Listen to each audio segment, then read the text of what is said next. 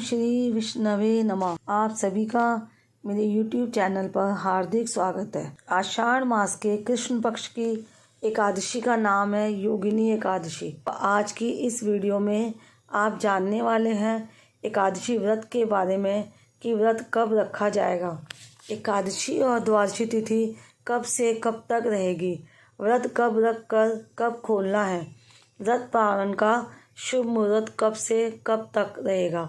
साथ ही आप जानेंगे योगिनी एकादशी की पूजा विधि और कुछ अनिवार्य नियमों के बारे में।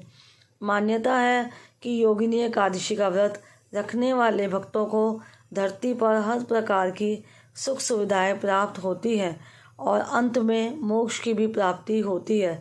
धार्मिक दृष्टि से आषाढ़ महीने को बहुत ही पुण्यदायी माना जाता है।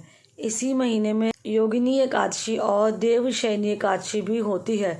आषाढ़ मास के कृष्ण पक्ष की एकादशी योगिनी एकादशी और शुक्ल पक्ष की एकादशी होती है देवशयनी एकादशी। देवशयनी एकादशी के दिन से ही चातुर्मास प्रारंभ हो जाता है और इसी दिन से भगवान विष्णु योग निद्रा में चले जाते हैं। देवशयनी एकादशी है 10 जुलाई रविवार को और इसी दिन व्रत भी रखा जाएगा।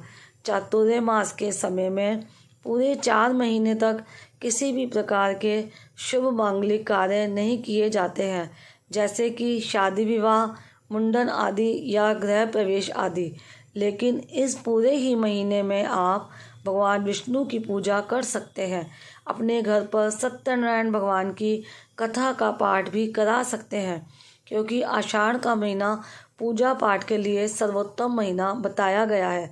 साल 2022 में 24 जून शुक्रवार को योगिनी एकादशी है और इसी दिन व्रत भी रखा जाएगा। एक दिन पहले दशमी तिथि के नियमों का पालन भी किया जाएगा और दशमी तिथि को सूर्यास्त से पहले ही अन्न ग्रहण किया जाता है। सूर्यास्त के बाद अन्न ग्रहण नहीं करना चाहिए। जो लोग एकादशी का उपवास रखना चाहते हैं, दशमी तिथि को बैंगन या मसूर की दाल का या किसी भी प्रकार के तामसिक भोजन का यानी कि लहसुन प्याज का या मांसाहार का सेवन नहीं करना चाहिए और एकादशी के दिन पूर्ण श्रद्धा और भक्ति भाव से पूजा अर्चना कर उपवास रखना चाहिए। जो लोग उपवास ना भी रख पाएँ तो उन्हें भी इस दिन एकादशी व्रत के सभी नियमों का पालन करते हुए भगवान विष्णु की पूजा अर्चना करनी चाहिए। व्रत की कथा पढ़ने के साथ ही मंत्रों का जाप करना चाहिए और द्वादशी तिथि को अपनी सामर्थ्य के अनुसार किसी भी योग्य व्यक्ति को या ब्राह्मण को दान की सामग्री जरूर दान में देनी चाहिए। इससे भी व्रत का पुण्य प्राप्त होता है। एकादशी की तिथि प्रारंभ होगी 23 जून को गुरुवार की रात को 9:42 से और तिथि की समाप्ति होगी 24 जून शुक्रवार की रात 11:12 पर। 24 जून शुक्रवार को एकादशी व्रत के दिन सूर्य उदय का समय रहेगा सुबह 5:46 और सूर्यास्त का समय रहेगा शाम 7:11 पर। द्वादशी तिथि प्रारंभ होगी 24 जून शुक्रवार की रात 11:14 से और तिथि की समाप्ति होगी 25 जून शनिवार की रात 1:10 पर। इस दिन यानी कि शनिवार को सुबह से लेकर रात तक द्वादशी तिथि रहने वाली है और हरिवासर का जो समय है वो एकादशी की मध्य रात्रि को ही समाप्त हो जाएगा। इसलिए द्वादशी तिथि को यानी कि शनिवार को व्रत पालन आप शुभ मुहूर्त में ही करें। और क्योंकि द्वादशी तिथि को राहु काल का भी समय रहने वाला है, राहु काल के समय को अशुभ मुहूर्तों में गिना जाता है, जिस समय किसी भी तरह का कोई भी शुभ कार्य, दान पुण्य या पूजा पाठ नहीं करना चाहिए। साथ ही एकादशी का व्रत हमेशा हरिवासर की समाप्ति के बाद और सूर्योदय के बाद ही खोलना चाहिए, क्योंकि हरिवासर के समय में खोले गए व्रत को भगवान विष्णु स्वीकार नहीं करते हैं। ऐसे में हरिवासर का समय आप हर एकादशी व्रत के साथ साथ ज़रूर ध्यान में रखें। बहुत से लोग जानकारी के अभाव में हरिवासर के समय में ही व्रत खोल लेते हैं।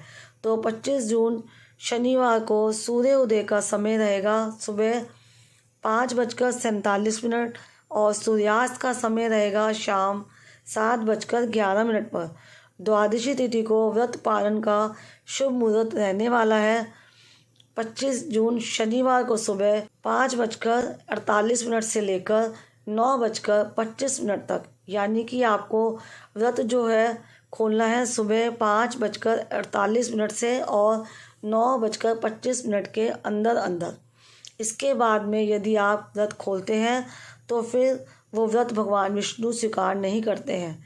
राहु काल का समय रहेगा 25 जून को सुबह 9:30 से लेकर 11:30 तक। इसलिए आप सुबह जो व्रत खोलना है या दान आदि देना है वो 9:30 से पहले शुभ मुहूर्त के अंदर ही ज़रूर दें। अगर किसी कारणवश आप सुबह के समय दान नहीं दे पाते हैं तो आप अपना व्रत खोलने के साथ ही किसी गाय को या काली चींटियों को शक्कर और आटा मिलाकर डालें। गाय को आप मीठी रोटी खिलाएं और उसके बाद अपना व्रत खोल सकते हैं। और दान की सामग्री को फिर द्वादशी तिथि को शाम सूर्यास्त से पहले ही कभी भी दान में दे सकते हैं। एकादशी व्रत में भगवान विष्णु की पूजा पीले फल पीले फूलों से की जाती है। मंत्रों का जाप करके व्रत की कथा पढ़ी और सुनी जाती है। इस दिन चावल का पूर्णतया निषेध रहता है। चावल का प्रयोग किसी प्रकार से भी भक्तों को नहीं करना चाहिए। यहाँ तक कि विष्णु भगवान को अक्षत भी अर्पित नहीं किए जाते हैं। दिन भर उपवास रखने के साथ ही जो लोग निराहार नहीं रह पाते हैं वो शाम की पूजा करने के बाद फल ग्रहण कर सकते हैं।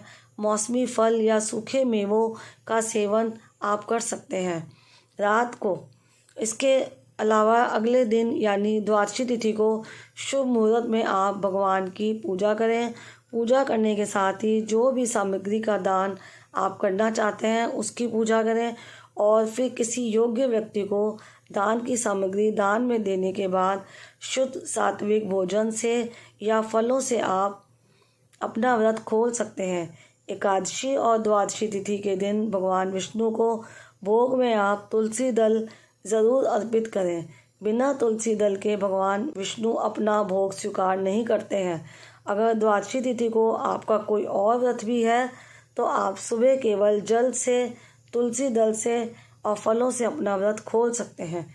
इसके अलावा फिर आपका जो भी व्रत है उसे भी आप रख सकते हैं। ऐसे में आप शाम के समय अन्न ग्रहण कर सकते हैं। ये थी आज की वीडियो। उम्मीद करती हूँ ये जानकारी आपको पसंद आई होगी। वीडियो अगर अच्छी लगी हो तो वीडियो को लाइक करके कमेंट बॉक्स में विष्णु भगवान की जय ज़रूर लिखिएगा।